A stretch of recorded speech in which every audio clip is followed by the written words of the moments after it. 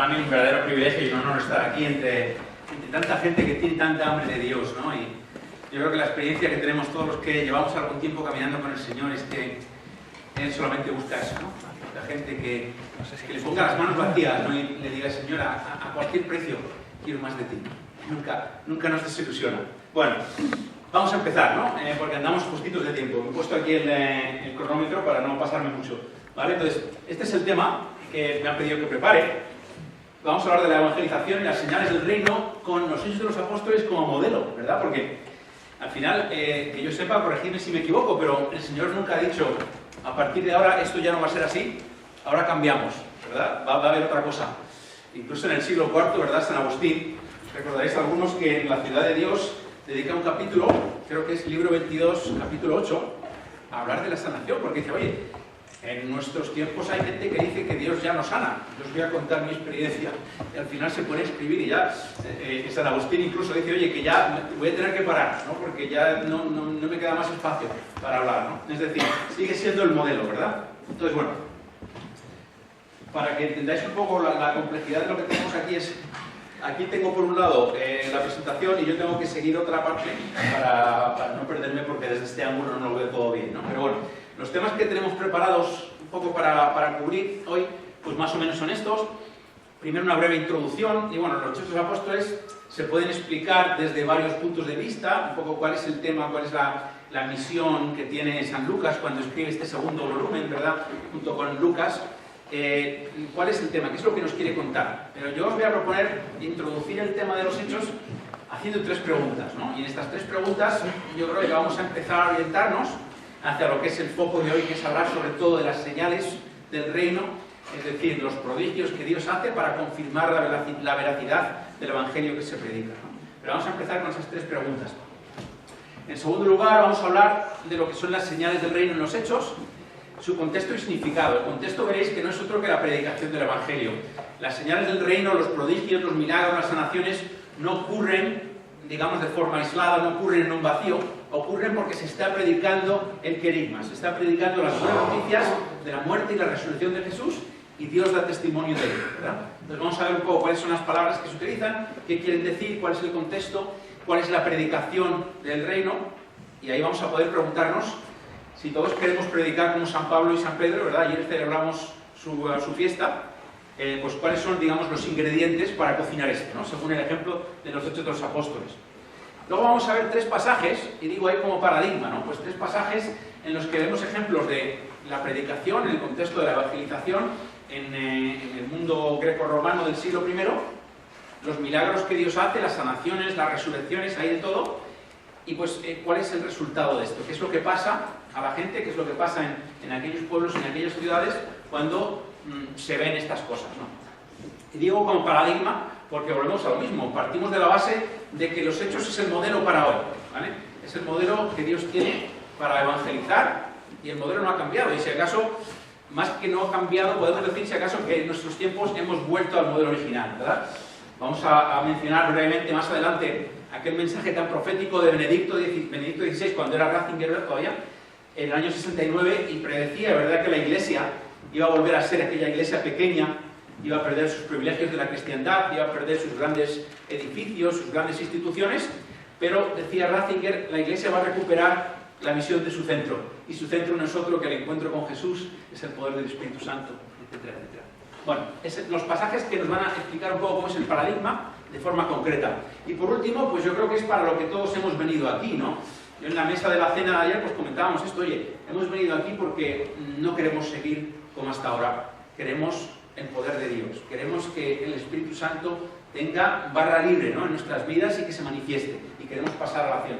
Y ahí yo, pues sinceramente, lo único que puedo hacer es compartir con vosotros lo que el Señor me está enseñando a mí, ¿no? Y ya no es algo, digamos, académico, sino es el camino en el que estamos todos, ¿verdad? De querer a cualquier precio, a toda costa, ver que se manifieste en nuestra vida todo el poder de Dios, toda la promesa del Padre, que es el Espíritu Santo. Bueno, vamos a empezar con esa introducción y esas preguntas.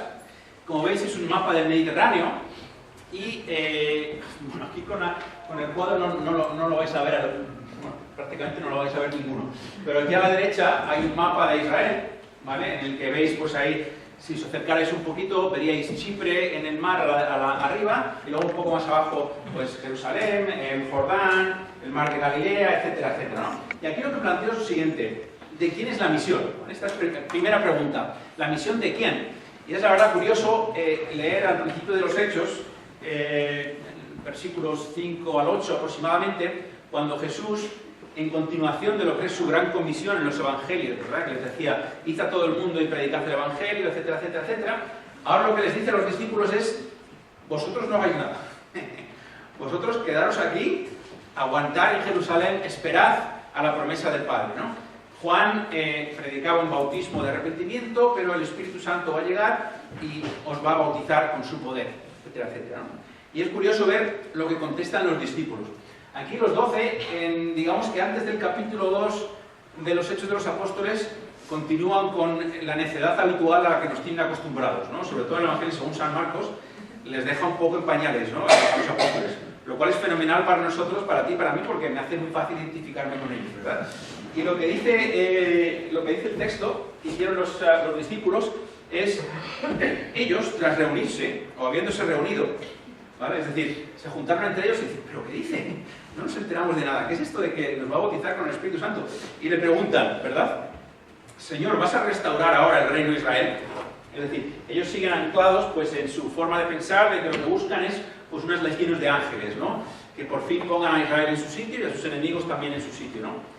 Y el Señor pues, les contesta y les dice, no os pertenece a vosotros conocer los tiempos, es decir, tampoco les dice que no a eso, pero dice, vosotros esperad aquí y recibiréis el bautismo del Espíritu Santo, y cuando recibáis poder del Espíritu, entonces seréis mis testigos en Jerusalén, en toda Judea y Samaria y hasta los confines de la tierra, ¿no? Es el versículo 8, que por cierto, si queréis tener un sumario en vuestra mente que os dé toda la estructura geográfica de los Hechos de los Apóstoles, es ese versículo, capítulo 1 y versículo 8, porque como vemos aquí, desde ahí no lo veis bien, pero ahora he dibujado un puntito aquí en Jerusalén, ¿vale? Seréis mis testigos en Jerusalén. Del capítulo 1 al capítulo 7 de los Hechos están en Jerusalén, hasta el martirio de San Esteban, ¿verdad? Después les dice, seréis mis testigos en toda Judea y Samaria. He dibujado, que os lo explico porque no lo estáis viendo, un circulito que ya se amplía, ¿verdad? Toda Judea y Samaria, y también hasta los confines de la tierra, ¿verdad? Y a partir del capítulo 13 al 28, pues ya empiezan los viajes misioneros de San Pablo, que empiezan cerquita, en Asia Menor, luego acaban en Grecia, y luego acaban, lógicamente, en Roma, pues en el juicio al que se va a someter al apóstol San Pablo. En sus epístolas también dice que él tenía intención de venir a España, quizás llegó, no lo sabemos.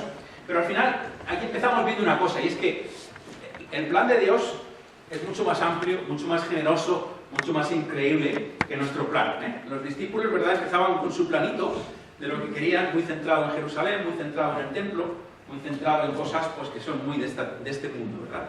El plan de Dios es infinitamente más grande, infinitamente más generoso. Y lo que Dios quiere es que el Evangelio y las buenas noticias de Jesús y el poder de Dios y el poder transformador del Espíritu Santo llegue a todas las naciones y a todos los pueblos. Bueno, segunda pregunta como introducción.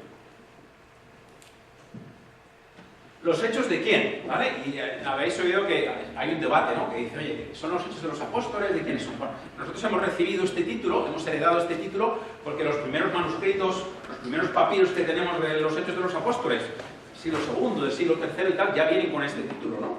En griego, ¿no? Entonces, bueno, la verdad es que cuando empezamos a leer el libro, pues efectivamente en el capítulo 1 y el capítulo 2 son los 12 los que están con Jesús. En el capítulo 1 Pedro les dice al resto, oye, tenemos que elegir otro apóstol, otro discípulo entre los 12, porque claro, hay que cubrir el papel de Judas, etcétera, etcétera, ¿no? Pero también vemos que llega el capítulo 2, llega Pentecostés y hay un antes y un después, ¿no? Y prácticamente yo creo que estaréis de acuerdo conmigo que Pedro está irreconocible, ¿no? Después de Pentecostés, comparado con el Pedro de los evangelios sobre todo, ¿no? Yo he puesto aquí que me imagino a Jesús, ¿no? Porque Jesús se aparece a Pablo en los Hechos de los Apóstoles, y me imagino a Jesús apareciendo a Pedro diciéndole, por fin eres Petros, ¿no? Este Pedro al que yo llamé, ¿no? Y yo visioné toda la potencialidad que tú tenías, por fin con el Espíritu Santo, ya eres todo de lo que tú eres capaz, ¿no? Ahora sí que eres más Pedro que nunca, ¿no? Pero vemos que no son solamente los 12 apóstoles los que están ahí como, digamos, teniendo un papel fundamental. hay también diáconos, ¿verdad? Esteban tiene un papel clave, de hecho hace esa transición, ¿verdad?, entre la parte en la que están en Jerusalén hasta el capítulo 7 con su martirio, y después del martirio de Esteban la persecución les hace salir, ¿vale?, y empiezan a ver que el plan de Dios ya es mucho más amplio que el suyo, se meten en Samaria, etcétera, etcétera, ¿no? Tenemos a Esteban, que es un diácono, y por cierto, en Hechos dice que Esteban era un hombre que estaba lleno de las señales del reino, ¿no?, que por donde iba, pues estaba sanando en el nombre de Jesús, etcétera, etcétera. No son solo los apóstoles, pero también hay otras personas que tienen un papel importante en los hechos, como Apolo, ¿no? Apolo, pues en el capítulo 18 nos dice que era un hombre que hervía en el espíritu, ¿no? Yo voy a decir algo sobre este verbo un poco más adelante, un verbo curioso. En las traducciones suele ser que tenemos como pasión, ¿no?, que es estar pues muy comprometido. Literalmente lo que significa es estar en ebullición en el espíritu. Y este Apolo, pues no sabemos que tuviera ningún cargo específico, pero estaba también ahí, ¿no? Entonces, ¿qué es lo que tienen todos en común? Pues yo creo que es esto, son personas que están llenas del Espíritu Santo, que literalmente hierven en el Espíritu, ¿no?, porque están poseídas por él, en el mejor sentido de la palabra. Por tanto, hasta ese punto sí puede ser que tenemos aquí los Hechos de los Apóstoles. Por otro lado, vemos que el Espíritu Santo tiene un papel fundamental, ¿verdad? Jesús les dice literalmente: vosotros no hagáis nada, hijos míos, esperaros, ¿vale? Cuando el Espíritu Santo llegue, ya empezaréis a obrar las obras de Dios y a cumplir mi misión. En capítulo 8, 29 y 39 dice, voy a ir avanzando por aquí, el Espíritu le dijo a Felipe: ve y únete a este carromato, a esta carroza, donde va el eunuco de Etiopía. Y os recordáis que estaba leyendo el libro de Isaías, Felipe le explica, el eunuco se convierte, se bautiza, y después dice: el Espíritu se llevó a Felipe, es decir, el Espíritu le lleva, el Espíritu le trae. Capítulo 13, cuando empieza el primer viaje misionero de San Pablo, el Espíritu Santo, estando reunidos, estando orando, estando alabando a la iglesia, les dice: separadme a Bernabé y a Saulo para la misión que les tengo encomendada. Capítulo 16, el Espíritu Santo nos impidió hablar en Asia, por lo tanto nos tuvimos que ir hacia Galacia y Frigia, etcétera, etcétera.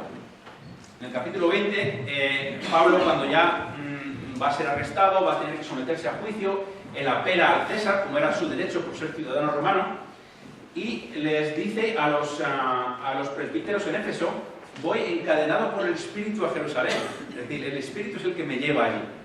Por tanto, vemos que el Espíritu tiene un papel de agente. Al final, el que está haciendo las cosas es el Espíritu Santo. Por tanto, ¿son los hechos del Espíritu o son los hechos de los apóstoles, de los diáconos y de todos los discípulos de Jesús? Pues lo bueno que tiene esto es que no tenemos que escoger, ¿vale? Porque vemos que la clave de todo lo que hacen los apóstoles y los diáconos y todos los demás es que están llenos del Espíritu Santo, que obran porque son fieles y son dóciles a todo lo que el Espíritu Santo está haciendo. Bueno, tercera y última pregunta, digamos, a nivel de introducción. ¿El testimonio de quién? Entonces, vemos que en los Hechos de los Apóstoles los discípulos de Jesús dan testimonio, es decir, ellos tienen una relación personal, íntima con el Señor, estar en la presencia, como decíamos antes, de lo que tendremos mucho que hablar a lo largo de esta presentación, y a partir de ahí dan testimonio de algo que es real para ellos, ¿vale? Dan testimonio de la muerte, de la resurrección de Cristo, de su relación con Él, etcétera, etcétera. En Hechos 1, en versículo 8, en este versículo clave al que me referí antes, Jesús le dice: seréis mis testigos, daréis testimonio de mí, ¿vale? En capítulo 23, 11, Jesús se aparece a Pablo, ya pues estaba el hombre muy estresado, viendo que va a ir literalmente en cadenas a Roma, etcétera, etcétera. Y Jesús le dice: no te preocupes, igual que has sido testigo de mí en Jerusalén, vas a ser testigo de mí también en Roma. ¿Vale? Es decir, damos testimonio de aquello que conocemos que es el Señor. Pero lo que nos presenta, la realidad que nos presenta los Hechos, es que Dios también da testimonio, ¿no? Y vemos en el capítulo 14 y versículo 3, cuando están en Iconio, dice esto Lucas: se quedaron mucho tiempo hablando con valentía del Señor. ¿Quién? Es decir, el Señor daba testimonio de la palabra de su gracia, concediendo que señales y prodigios ocurrieran a través de sus manos. Es decir, el Señor también da testimonio. Nosotros damos testimonio de Él y Dios contesta con una reciprocidad, ¿no? Entonces, este es un tema fundamental, y si os quedáis con 3 o 4 conceptos, me gustaría que uno de ellos fuera este, ¿no? es que en los Hechos de los Apóstoles decimos que el modelo original de predicación apostólica incluye un testimonio recíproco entre predicador y Dios. Es decir, el predicador, ya sea apóstol, diácono, discípulo de Jesús, cuando predica el Evangelio fielmente, ¿vale?, y da testimonio de Dios, Dios responde con un testimonio de la veracidad de ese mensaje, pues dando con liberalidad estas señales del reino que glorifican a Jesús y que hacen que la gente responda al Evangelio, ¿no? Como voy a decir en varias ocasiones, cuando Dios actúa es el fin de la apologética, ¿no? Se acabó tener que convencer a nadie, ¿no? Los pueblos enteros se convierten. Bien, esto es un poco una forma gráfica de ver el tema, ¿vale? Entonces vemos que por un lado, en los evangelios vemos a Jesús primero, vemos que cada vez que Jesús abre la boca, cada vez que Jesús hace algo, Él está dando testimonio del Padre. Él da testimonio de que el Mesías de Israel ya está aquí, Dios se ha hecho presente en la persona de su Hijo, y Dios lo que hace, y esto lo vemos, nos lo dice Lucas, en el capítulo 2 y versículo 22, este hombre, es decir, Jesús, ha testimoniado, confirmado por Dios a través de todas las señales, los prodigios y los milagros que hace. Es decir, Jesús proclama en su propia persona y en su propio mensaje el querigma, y Dios Padre confirma que efectivamente este es el Mesías, que efectivamente este es el Señor. Lo maravilloso que nos aporta, que nos aporta los Hechos de los Apóstoles es que vemos que después que llega el Espíritu Santo, ahora somos los discípulos del Señor los que damos testimonio de Dios, y lo que pasa es que Dios Padre, al predicarse el Evangelio, al predicarse la palabra, también da testimonio de la validez, de la verdad de esta predicación de Jesucristo, y lo demuestra con las señales del reino, con los milagros, los prodigios que ocurren de manos de los apóstoles. Ahora quiero enseñaros un breve videoclip de un documental que os recomiendo encarecidamente a todos que veáis, ¿vale? Y ahí va a estar al final la URL de este documental. Hay que pagar una pequeña cantidad, no sé si 8 o 10 dólares o algo así por verlo, pero merece mucho la pena porque es un documental en el que se ve los Hechos de los Apóstoles ocurriendo hoy en día en parroquias católicas. Y además no parroquias de por ahí de China, de India, que nos cuesta un poco quizás identificarnos con ellas, sino parroquias occidentales en Estados Unidos con curas como los nuestros, con seglares como los nuestros, de los nuevos movimientos, etcétera, etcétera, ¿no? La persona a la que se va a entrevistar al principio en el documental, en este pequeño videoclip, son 2 minutos solo, se llama Mary Healy, y esta señora es miembro del Pontificio Consejo Bíblico, elegida por el Papa, y también es profesora de Teología Bíblica en el Seminario Mayor de Detroit, ¿vale? El Seminario del Sagrado Corazón. Entonces, allí están pasando una serie de cosas, y al final lo que viene a decir ella es una de las cosas que se nos ha escapado hasta ahora a los católicos, en el contexto de la nueva evangelización, es simplemente el poder de Dios. Entonces, bueno, os dejo que miréis esto. He puesto ahí unos subtítulos. I think in a word, what Catholics have been missing in evangelization is the divine power, the power of the Holy Spirit. Habéis visto el mensaje, ¿vale? Luego el Tote os hará llegar también la presentación, etcétera, y ahí vais a tener también la referencia. Pero lo que ella dice es fundamental, es decir, evangelizar no es solamente hablar. Evangelizar es demostrar el poder de Dios y el amor y la misericordia de Dios por la persona que tienes delante. Entonces, bueno, vamos a ver un poco más en detalle en qué consiste esto, ¿no? Primera parte, digamos, después de esta breve introducción, las señales en hechos, contexto y significado, porque claro, hay que entender un poco el contexto en el que esto ocurre, porque, como digo, las señales no ocurren en un vacío, ¿no? Entonces, la predicación apostólica, ¿no? Jesús nos dice al principio de los hechos, no solamente a los apóstoles, también a nosotros, seréis mis testigos, ¿no? Por lo cual es fundamental entender un poco cuál es el esquema básico de esta predicación apostólica, y os aconsejo, pues, no solamente una inversión en toda la palabra de Dios, sino en particular en los hechos, meteros ahí y analizar por vosotros mismos cuál es el esquema básico de esta predicación, porque cada vez que se predica, digamos, hay ciertos elementos comunes, y es fundamental para que Dios bendiga este mensaje, pues no diluirlo, ¿vale? Entonces, bueno, vamos a ver cuáles son esos elementos fundamentales. Y uno de ellos es que hay buenas noticias, pero también hay malas noticias. Es decir, la predicación apostólica siempre incluye una referencia al pecado, ¿no? Una referencia al juicio de Dios, una referencia al hecho de que necesitamos desesperadamente a Jesucristo.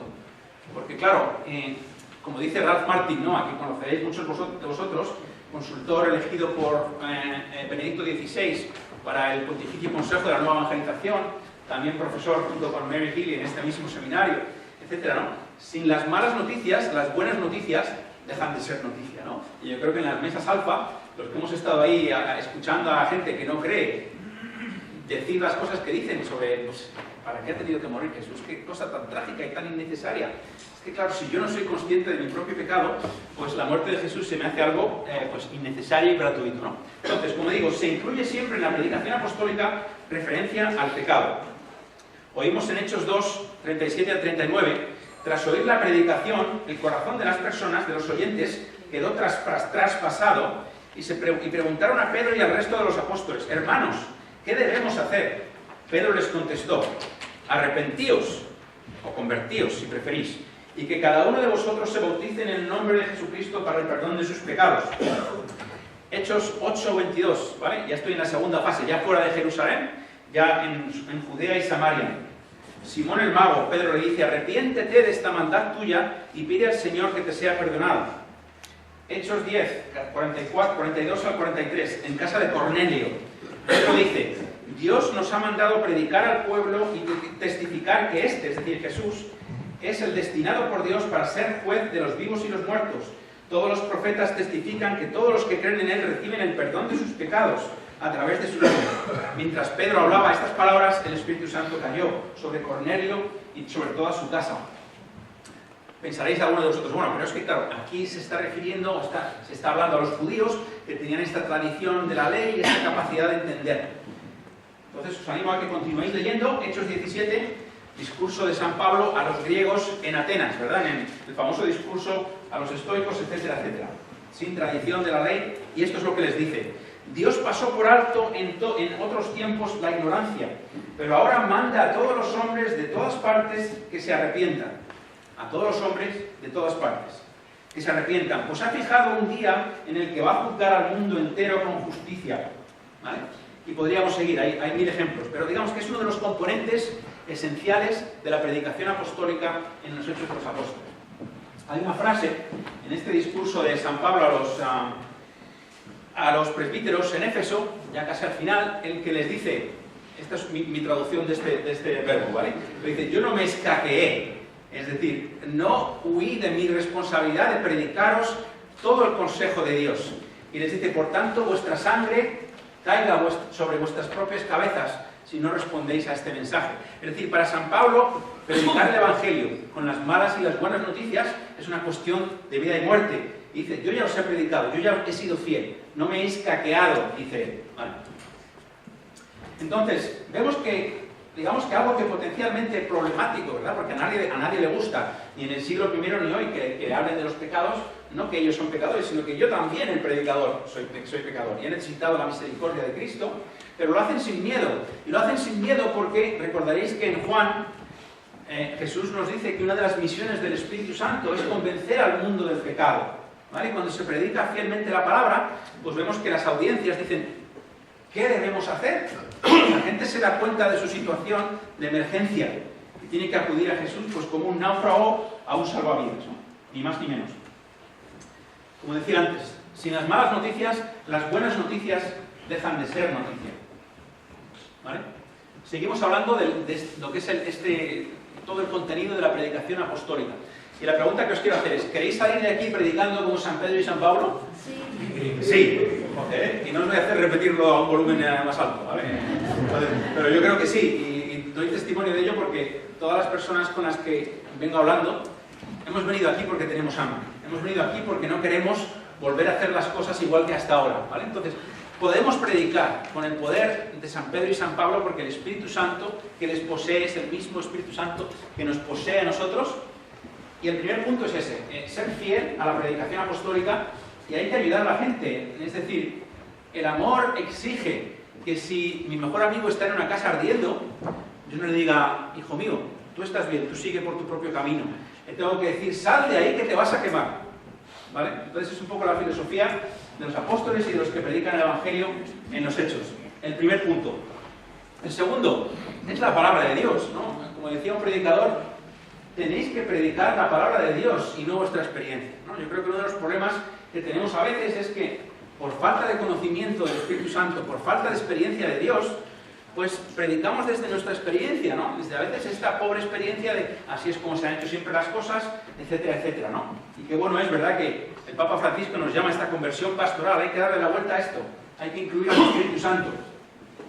San Pablo dice en Romanos 1:16, versículo fantástico, dice: no me avergüenzo del Evangelio, porque es el poder de Dios para la salvación de todos los que creen, del judío y también del gentil. El Evangelio es el poder de Dios. El poder de Dios no está en mis planes, no está en mis palabras, no está en mi experiencia hasta ahora, no está en así es como lo hemos hecho. Está en el Evangelio, ¿vale? El Evangelio a veces tiene una dimensión dura, ¿vale? Hay malas noticias y hay buenas noticias. Y por fin llegamos a las señales, ¿no? Y bueno, antes de pasar al tema de las señales, simplemente deciros que me parece fantástico esta inversión que hace Alfa España, TOT, etcétera, de traducir esta aplicación, y yo creo que a partir de ahora ya no tenemos ninguna excusa para obedecer a los papas, ¿no? A los últimos papas sobre todo, que enfatizan tanto: tenéis que estar inmersos en la palabra de Dios. Para empezar a predicar la palabra y no mi experiencia, tengo que estar metido en la palabra de Dios. Tengo que invertir tiempo, tengo que decir a mí mismo: si yo no he dejado de desayunar, ni de comer, ni de cenar, ¿cómo puedo dejar de pasar tiempo de calidad y cantidad, ¿vale?, en la palabra de Dios? No basta con el versículo del día, ¿vale? Si nosotros estamos en casa pues viendo ciertas cosas en la tele, escuchando a la vecina que me habla, ¿no?, etcétera, etcétera, pues luego no puedo pretender que lo que va a salir por el otro lado va a ser calidad, no va a ser la palabra de Dios. Tengo que meter en mi mente la palabra de Dios, sumergirme en ella. Bien. Y por último, como digo, las señales, ¿no? Y vosotros decís, bueno, vamos a decir un poco en un rato lo que son las señales, pero las señales nos referimos lógicamente a toda esta forma que tiene Dios de atestiguar, de verificar que el mensaje que compartimos del Evangelio es válido en forma de sanaciones, milagros, etc. Dice: oye, pero esto no es enseñanza, ¿no? ¿Cómo vamos nosotros a hacer esto? Yo quiero llamaros la atención sobre un tema, y es que en los estudios de los apóstoles las señales del reino se consideran algo inherente, algo perfectamente integrado en la enseñanza y en la proclamación del Evangelio, de tal forma que en el capítulo 13, cuando está San Pablo hablando con el procónsul, y digamos que el procónsul es testigo de estas señales del reino, de esta manifestación del poder de Dios, nos dice que el procónsul creyó asombrado ante la enseñanza del Señor.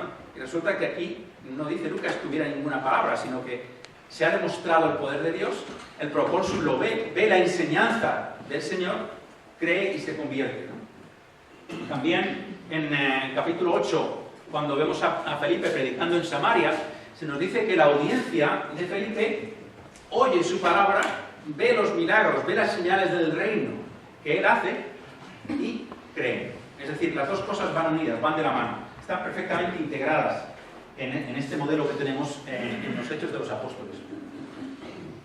Entonces, hablamos de señales, prodigios, milagros, son las tres palabras que se utilizan en los Hechos, y es interesante ver, digamos, cómo empieza San Lucas a introducirnos a estos conceptos, ¿no?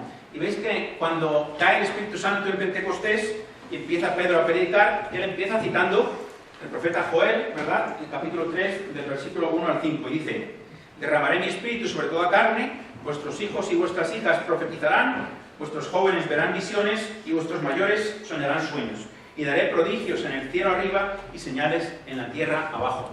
Y les dice Pedro a su audiencia: no os asombréis, porque esto al final es lo que ya nos había dicho Joel que iba a ocurrir, y esto es exactamente lo que estáis viendo vosotros. Entonces, decimos aquí que es un lenguaje, digamos, escatológico. Escatológico no quiere decir principalmente cosas del fin del mundo, ¿sabes?, del final de los tiempos, sino es la forma que tiene la Biblia de describir los momentos en los que irrumpe el reino de Dios en la vida de los hombres, ¿no? Entonces, es una forma de decir: el reino de Dios está aquí, que es lo mismo que hace Jesús, ¿verdad? Y hoy hemos leído una escritura en la que él mismo dice: oye, los ciegos ven, los sordos oyen, el reino de Dios está aquí. Este concepto de las señales, ¿no?, de los prodigios y las señales, empieza en el Antiguo Testamento en el Éxodo, ¿vale? Hay un pasaje, Éxodo 7, versículo 3, en el que Dios habla a Moisés, ¿verdad? Y el contexto aquí es la redención del pueblo de Israel, es decir, el momento, el evento fundacional de Israel como pueblo, cuando Dios les saca de Egipto y le dice Dios a Israel: voy a mostrar mis señales y mis prodigios, ¿no? Voy a sacar a mi pueblo para que sean libres y me alaben a mí, ¿verdad? Entonces, no es de extrañar que en los evangelios se recupera todo este concepto cuando Jesús entra en escena, cuando Juan dice: he aquí el Cordero de Dios que quita el pecado del mundo, y empezamos a ver a Jesús que actúa como Yahvé, no actúa como un mero hombre, que sí que lo es, pero empieza a hacer cosas que todo el mundo entiende y que todo el mundo sabe que solamente Dios puede hacer. Y está aquí el pasaje que hemos citado esta mañana en la homilía, pero también este otro en el que los discípulos de Juan, ¿verdad?, van y mandan emisarios a Jesús, le dicen: oye, Juan quiere saber si eres tú el que ha de venir o si debemos esperar a otros. ¿Y qué es lo que contesta Jesús? Decidles lo que estáis viendo.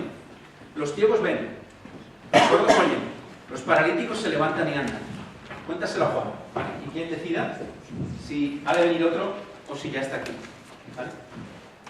Entonces, lo interesante de hechos es que, y lo pongo subrayado para enfatizarlo, este modelo continúa con los apóstoles, con los discípulos de Jesús como agente, ¿no? Es decir, veis después del discurso de Pedro en Hechos en Pentecostés, se nos dice, digamos, Lucas nos dice como sumario, los cristianos estaban todos unidos, lo compartían todo, estaban totalmente dedicados a la palabra de Dios y a aprender, y también se multiplicaban las señales del reino entre ellos, se convertía la gente, etcétera, etcétera. También así se describe lo que hacía Esteban poco antes de su martirio. Es decir, que era un hombre que cuando él predicaba, pues se manifestaban también las señales del reino. Entonces, hay tres sustantivos en los Hechos de los Apóstoles que se refieren a este tema, y para mí los tres son más o menos sinónimos, ¿vale? Entonces, uno de ellos es dinamis, ¿no? O sea, es decir, la palabra que significa poder, que a veces es genérica, el poder, recibiréis poder, etcétera, etcétera, y otra se refiere específicamente en tres ocasiones a las señales del reino, es decir, a manifestaciones del poder de Dios. Otra es teras, que significa, se suele traducir más por prodigio y que enfatiza un poco lo que es la experiencia de los seres humanos cuando atestiguan esto, es decir, algo impresionante, algo impactante, etcétera, etcétera. Y por último, semeion, ¿no? O sea, la palabra que significa señal, que es un poco la que yo he seleccionado como etiqueta, ¿no?, para referirnos a todas ellas. Que es decir, una demostración, una señal, una prueba de que algo que estamos viendo es verídico, es verdad, es de Dios, etcétera, etcétera. Y como veis, es la palabra que más se repite. Te voy a pedir, si no te importa, Tote, porque es que es un lío estar con este y con este. No te importa, yo te voy diciendo. Haces así, yo lo cambio, apágalo, haz así, yo lo muevo. Sí, que ¿Con yo la mano? lo muevo a la mano. Lo muevo a la Vale. mano. Tú, lo único, apágalo, Vale. y yo lo hago cuando. A ver, pero dime si lo he apagado o no.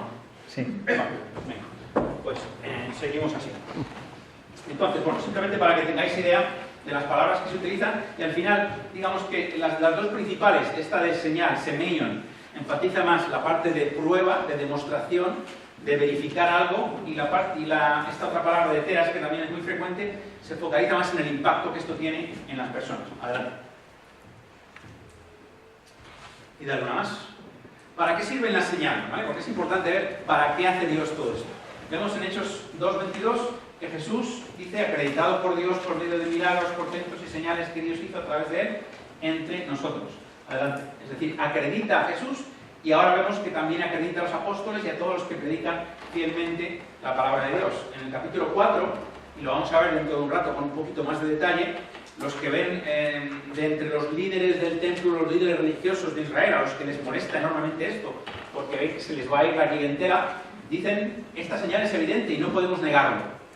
Por favor, decirles que no sigan hablando en este nombre, ¿vale? Todos glorifican a Dios por ello. Adelante. Capítulo 5, 12 al 14, vemos que hay gran respeto, hay gran admiración, hay conversiones, etcétera, etcétera. Vale, sigue. Que en capítulo 8 se adherían a las palabras de Felipe al oír y ver las señales que realizaba, etcétera, etcétera. Vale. El procónsul cree, capítulo 15, sigue adelante, por la enseñanza del Señor, como hemos visto. Lo mismo pasa en Éfeso, uno más, ¿vale? Y yo simplemente quiero dejaros con esta reflexión, y es que al final lo que vemos aquí es apologética, ¿vale? La apologética, según Dios la entiende, es, y lo vemos en Hechos de los Apóstoles, ¿no? Aquí se predica el Evangelio, se predica el querigma de Jesús, el reino de Dios está aquí, Jesús es el Hijo de Dios, Murió por ti, se entregó por ti, resucitó de entre los muertos al tercer día, según las Escrituras, y ahora te llama a ti a arrepentirte, a dar un giro de 180 grados, a entregarte a Él, a confiar en Él, y a cambio te lo ofrece todo. ¿Vale? El problema que tenemos en el mundo occidental es que tenemos, digamos, un foco enorme en la dimensión intelectual, ¿no? Académica, y os lo dice un académico, ¿no?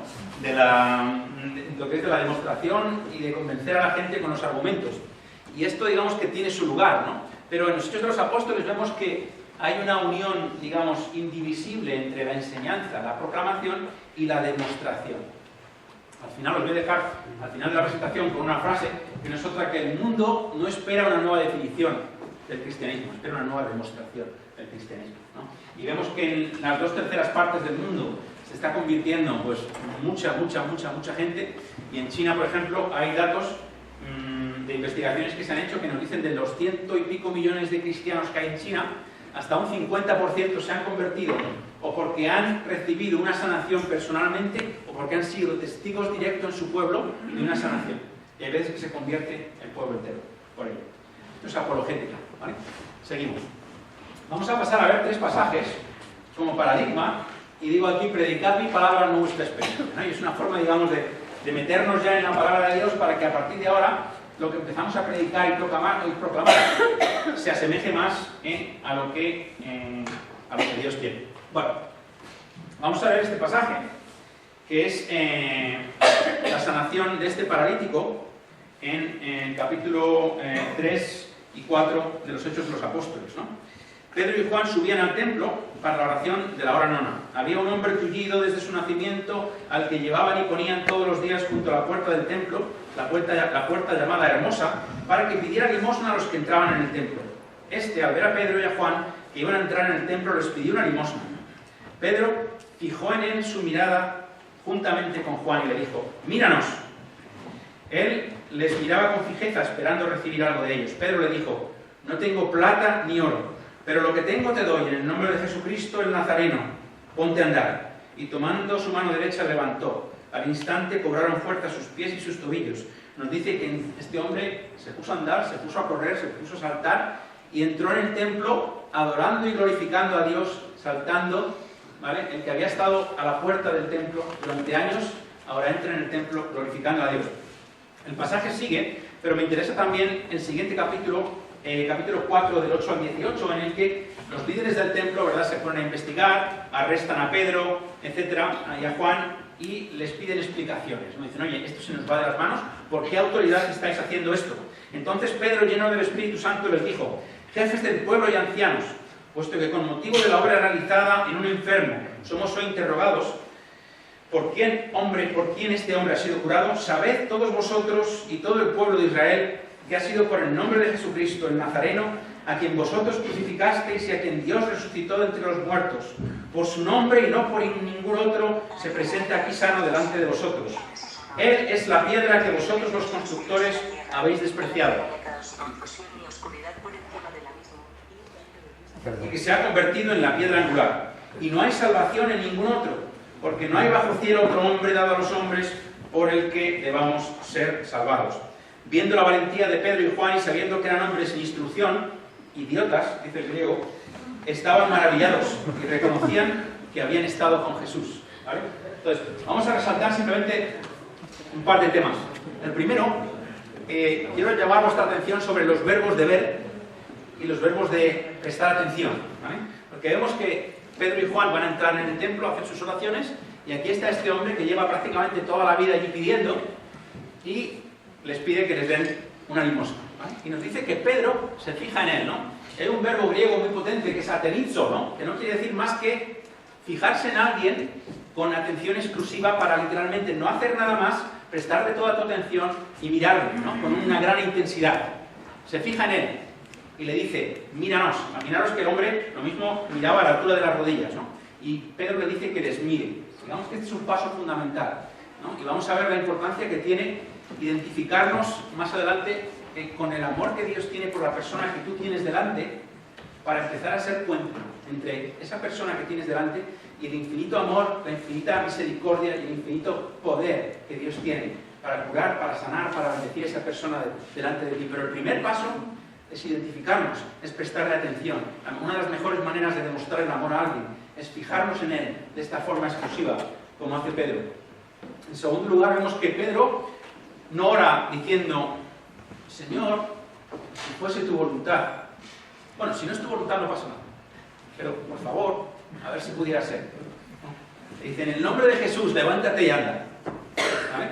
Vemos que Pedro tiene ya un conocimiento, ¿no? Porque había un versículo que no me ha dado tiempo a comentar antes, pero Jesús nos dice en Juan que dice: no os he llamado siervos, os he llamado amigos, porque el siervo no sabe lo que está haciendo su Señor, pero yo todo lo que el Padre lo hace, yo os lo revelo, ¿vale? Anteriormente, en el capítulo 5, Jesús dice lo mismo sobre sí mismo, dice: el Padre ama al Hijo y le revela todo lo que está haciendo, ¿vale? Y el contexto ahí son las señales del reino, precisamente. Entonces, Pedro lo que hace es estar en la presencia de Dios, comunicarse, escuchar la voluntad de Dios, y una vez que la conoce, no hace falta decir: Señor, si fuese tu voluntad. Predica, proclama la sanación en el poder y en la autoridad de Jesús. Entonces el hombre entra alabando a Dios y vemos que el pueblo le ve y quedan maravillados, ¿no? Dice que están en un estado de éxtasis, ¿no? Digamos, como decíamos antes, la apologética de las señales. Aquí yo creo que Lucas, hace una comparativa muy potente entre modelos de religiosidad, ¿vale? Modelos de religiosidad. Por un lado tenemos a la gente de los márgenes de la sociedad, y a Lucas le encanta, ¿no? Hablar de las viudas, de los pobres, de los huérfanos, etcétera, que son gente muy capacitada, ¿verdad? Porque se saben necesitados, se saben pecadores, se saben pobres, ¿no? Por un lado, ¿vale? El que esperaba a la puerta de repente entra en el templo alabando a Dios, glorificando al Señor, ¿no? Y todos se maravillan. Y por otro lado tenemos los líderes, ¿no? Que lo que hacen es intentar controlar la situación porque se les va a ir la clientela, se les van a ir con otros, y dicen literalmente: ¿qué hacemos? Y estos son los que tenían todo el poder, ¿vale? Los líderes religiosos, los sacerdotes, etcétera, tenían un enorme poder religioso y político. Y vemos que se quedan sin poder hacer nada, ¿no? Por un lado, le dicen a Pedro: oye, tienes que dejar de predicar. Y Pedro les dice: bueno, vosotros me diréis si tengo que obedecer a Dios o a los hombres. Yo voy a seguir obedeciendo a Dios, ¿no? Es decir, igualito al Pedro de antes de Hechos 2, ¿verdad? Es un Pedro transformado, más Pedro que nunca, como decíamos antes. Y los líderes se quedan sin poder porque Dios ha manifestado su poder, ¿no? Es una comparación que yo creo que Lucas quiere que tengamos en cuenta aquí. Vale, pasamos a la siguiente. La resurrección de Tabita, ¿no? Vamos a leerlo brevemente. Es Hechos 9, del 36 al 42.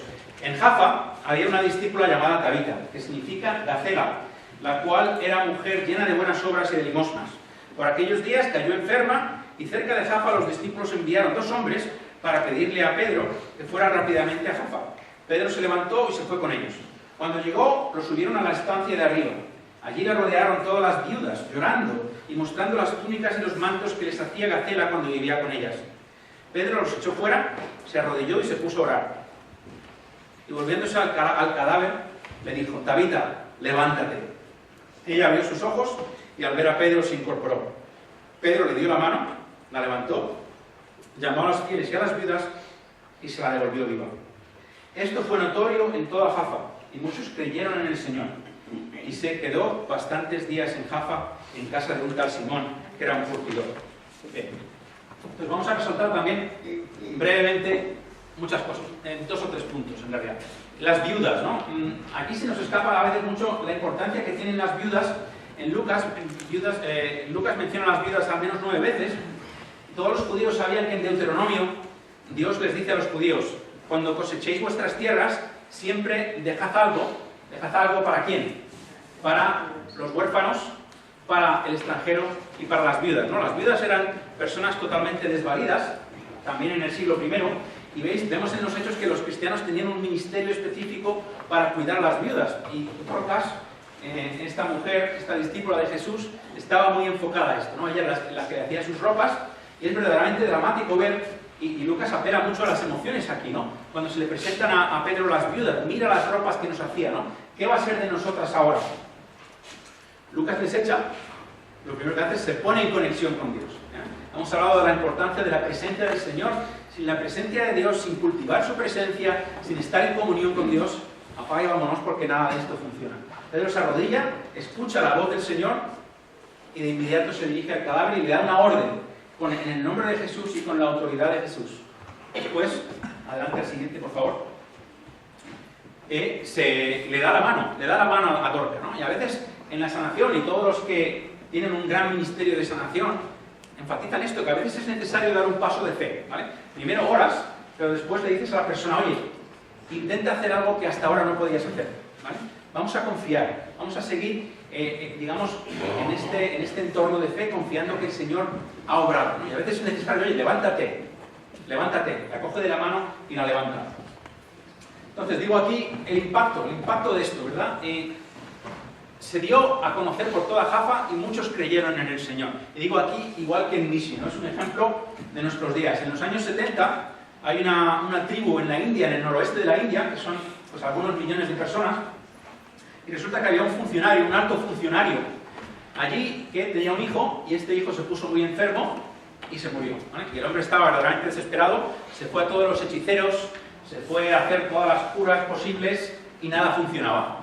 Hasta que se fue al farmacéutico del pueblo, que tenían allí, quizás digamos una farmacia con productos, digamos, así naturales, por decirlo de alguna forma, y el farmacéutico le dijo, oye, ya que nada ha funcionado, ¿por qué no se lo pides a Jesús, el Dios de los cristianos? Porque al parecer este curó a un tal Lázaro y le levantó de los muertos, ¿vale? Y este hombre, pues un hombre que no sabía ni quién es Jesús, ni quién es Lázaro, ni qué es la Biblia, dijo, Jesús, Dios de los cristianos, si tú levantas a mi hijo, yo voy a ser tu siervo el resto de mis días. Bueno, el resto es historia, ¿vale? Porque fue a su casa y su hijo estaba despierto. Su hijo se había levantado de los muertos y no solamente se convirtió él, sino que se convirtió toda su familia, se convirtió el pueblo, y hoy en día, cuando investigas esta tribu, te dices, es una tribu mayoritariamente cristiana, perdida en el noroeste de la India, ¿vale? Entonces, cuando se ve el poder de Dios, como os decía antes, es el fin de la apologética, ¿vale? Y a lo mejor algunos de nosotros nos quedamos sin trabajo, pero gloria al Señor, ¿verdad? Bueno, el último pasaje que tengo para comentaros un poco más en detalle es lo que pasa cuando llega Pablo a Éfeso. Y vamos a leerlo. Éfeso, en capítulo 19 de Hechos, del 1 al 20. Dios obraba, a partir del versículo 11. Dios obraba por medio de Pablo milagros no comunes, de forma que bastaba aplicar a los enfermos los pañuelos o mandiles que había usado y se alejaban de ellos las enfermedades y salían los espíritus malos. Algunos exorcistas judíos, ambulantes, intentaron también invocar el nombre del Señor Jesús sobre los que tenían espíritus malos y decían, os conjuro por Jesús a quien predica Pablo. Eran 7 hijos de un tal Esteban, sumo sacerdote judío, los que hacían esto. Pero el espíritu malo le respondió, a Jesús conozco y Pablo sé quién es, pero ¿quién sois vosotros? Se apoderó de él y dice Lucas que salieron de allí literalmente mal heridos. Salieron huyendo, heridos y desnudos. Llegaron a enterarse, de todo esto los habitantes de Éfeso, tanto judíos como griegos. El temor de Dios se apoderó de todos ellos y fue glorificado el nombre del Señor Jesús. Muchos de los que habían creído venían a confesar y declarar sus prácticas de magia, sus prácticas de adoración de Artemisa, la diosa local, etc. Bastantes de los que habían practicado la magia reunieron todos los libros que tenían, los libros de magia, y los quemaron delante de todos. Calcularon el precio de los libros y hallaron que subía a 50.000 monedas de plata, es decir, el equivalente a unos 136 años del salario de un trabajador. De esta forma, la palabra de Dios crecía y se robustecía poderosamente. Entonces, vamos a resaltar un par de puntos de este pasaje. Vemos que esto es el contexto, es el primer mensaje, el primer viaje misionero de Jesús, recordáis, en el que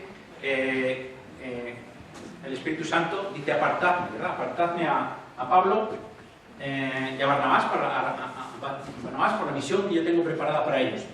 Era el siguiente. El Espíritu es el que empieza, el que guía, etcétera, etcétera. Sobre Éfeso, hombre, si Pablo quería llegar con el Evangelio a toda la región de Asia Menor, pues Éfeso desde luego era una ciudad estratégica, porque Éfeso era la ciudad más rica de la región, de más recursos, de más población, y también era un centro religioso importantísimo de la diosa Artemisa. La versión latina de Artemisa es la diosa Diana. Aquí tenéis una de las monedas de plata del siglo I, con una imagen de Artemisa, dice Diana de los Efesios. y nos dice que al final habían sacrificado, habían quemado todos sus productos, todos sus libros, todas sus imágenes por un valor de 50.000 de estas monedas. Sigue la siguiente. Y en Éfeso, mejor dicho, era muy conocido lo que se llamaban la Efesia Grámata, ¿no? Que eran estos libros o libritos que contenían conjuros, ¿no?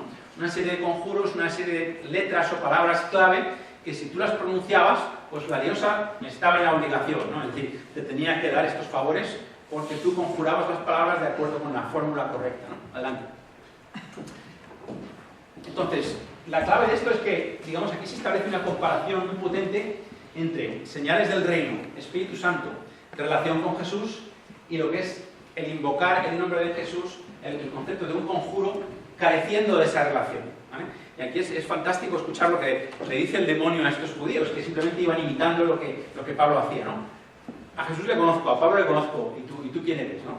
Y acaban bastante mal parados, ¿no? Es decir, aquí la clave de todo es que el nombre de Jesús efectivamente tiene una autoridad ilimitada, pero la tiene cuando lo pronuncia alguien que está en íntima relación con el Señor. Esto no es un conjuro.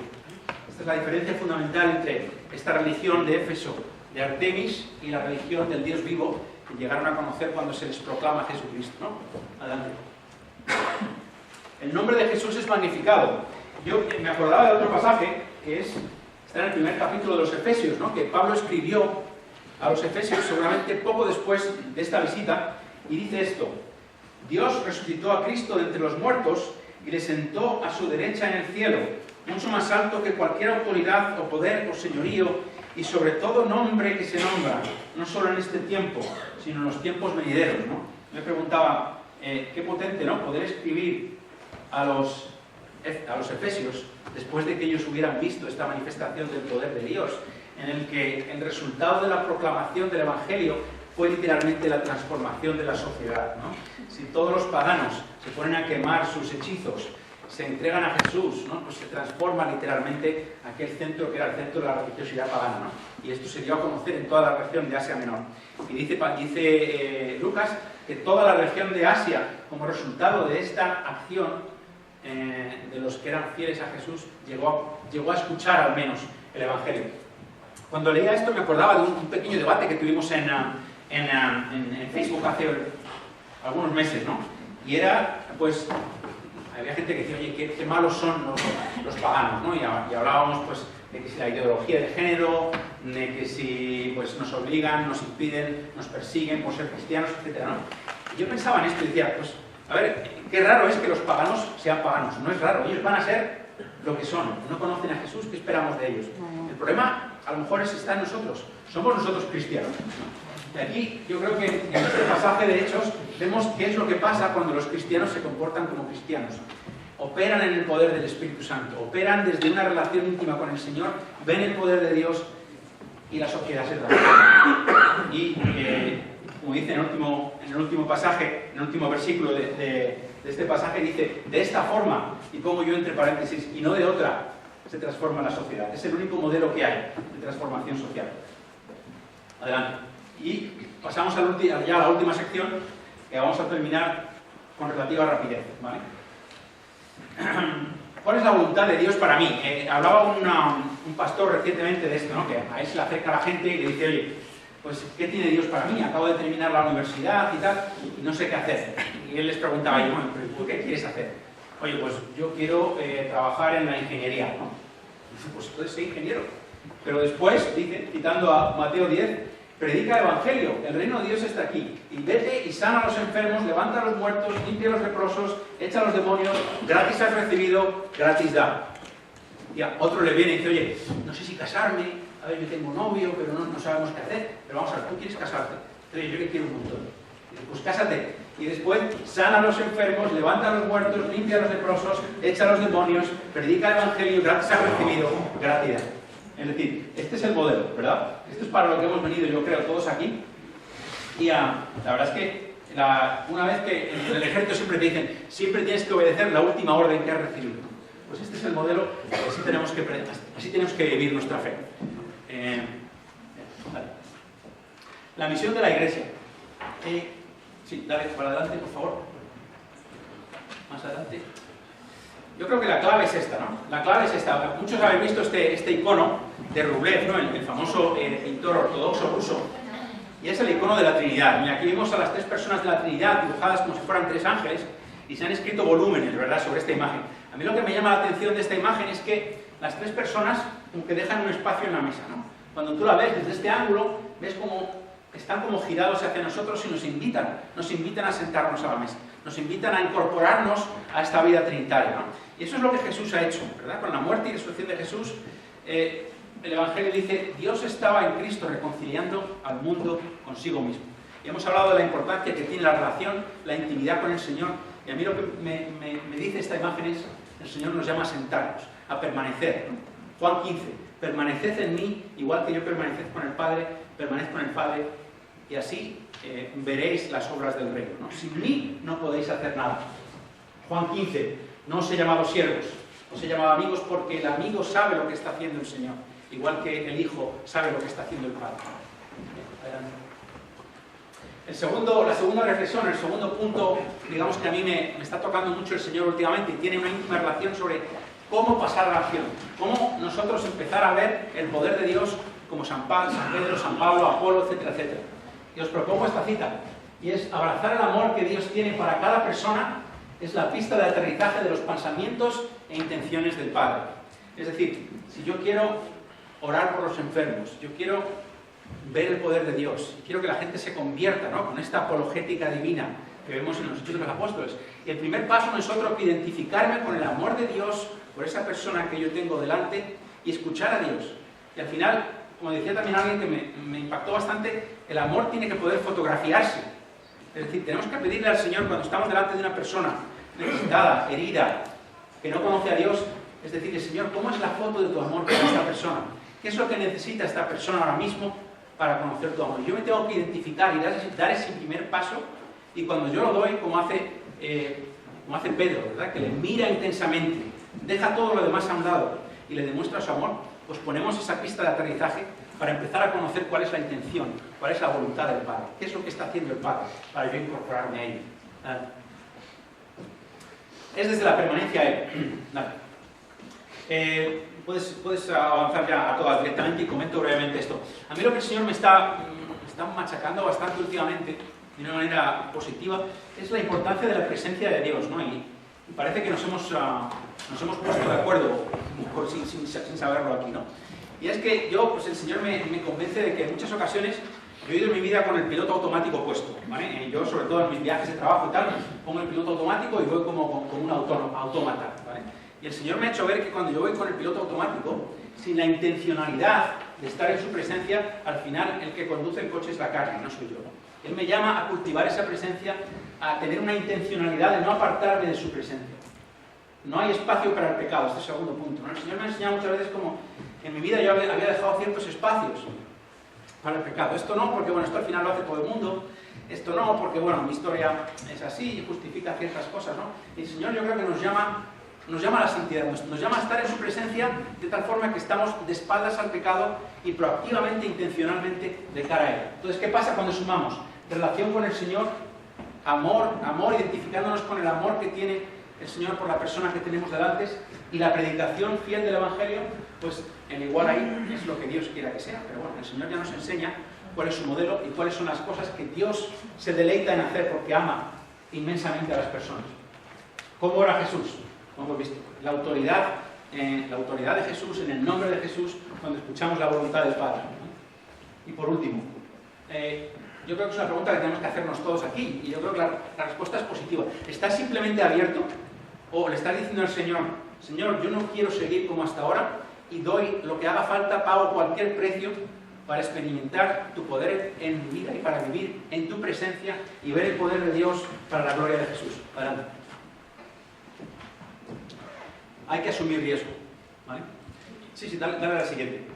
Y el mundo espera, ¿vale? El mundo nos espera. Hablaba antes de esta frase profética, ¿no? Este discurso profético de Benedicto, ¿no? Cuando era todavía Ratzinger, ¿no? Decía que la Iglesia se va a hacer pequeña. El mundo no espera una nueva definición del cristianismo, espera una nueva demostración del cristianismo. Y el mundo nos mira a ti y a mí, que decimos ser cristianos, para que seamos de verdad cristianos, no de palabras sino de obra, viviendo en la presencia de Dios y que todo lo que hagamos, que todo nuestro ministerio fluye de esa experiencia de la presencia de Dios. A la siguiente. Y yo para terminar os pido simplemente que nos levantemos y veremos juntos esta oración. Es una oración que rezan los discípulos en los días de los apóstoles. Y os pido que nos quedemos con esto y lo haremos 2 veces en alto. ¿Vale? Y es Hechos 4, 29 al 30.